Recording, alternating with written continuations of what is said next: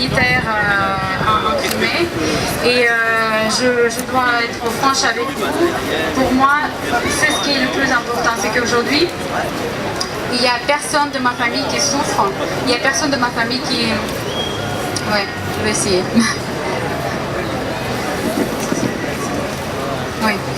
Et donc, moi, personnellement, je suis contente que personne de ma famille souffre en ce moment, qu'il n'y a personne qui se cache à cause des bombardements et qu'ils ont à quoi manger et à quoi boire en Crimée.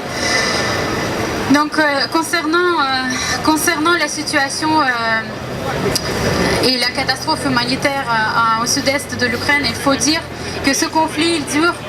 Ça fait déjà 8 mois qu'il dure ce conflit, et si vous avez suivi un petit peu les informations dernièrement, c'est que maintenant que la Croix-Rouge et l'organisation qui s'appelle Human Rights Watch, c'est une organisation mondiale qui suit tout ce qui concerne les droits de l'homme dans tous les pays en guerre. C'est que maintenant, c'est après 8 mois de conflit, après 8 mois de massacre, qu'ils ont rédigé un rapport où ils ont accepté le fait qu'en Ukraine, il s'agit bien aujourd'hui d'une guerre entre les Russes, le peuple ukrainien, donc ce qu'on appelle la guerre civile.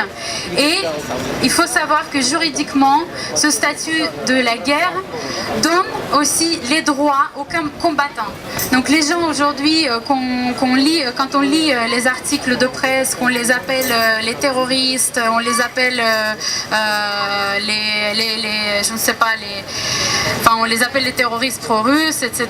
Bah, ce sont les gens qui sont aujourd'hui, et c'est admis par les organismes internationaux, ce sont des combattants. Ils ont des droits comme ils ont des obligations. Donc aujourd'hui, notre rassemblement, vous avez vu que nous avons des Russes et des Ukrainiens tous ensemble pour manifester contre la guerre en Ukraine et pour la paix.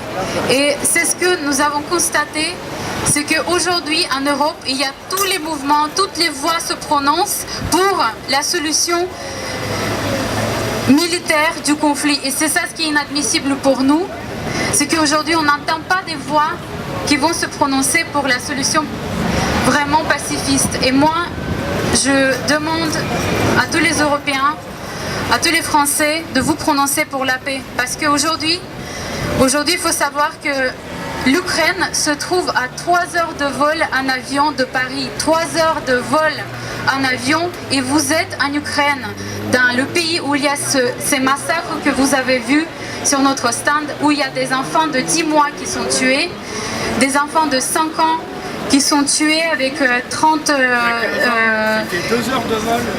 morceaux de but dans le cerveau. C'est inadmissible. 3 heures de vol en avion. Nous sommes en Europe.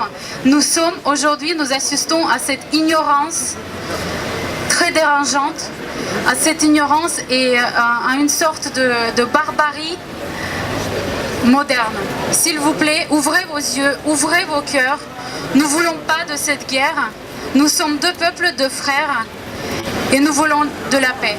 Merci beaucoup.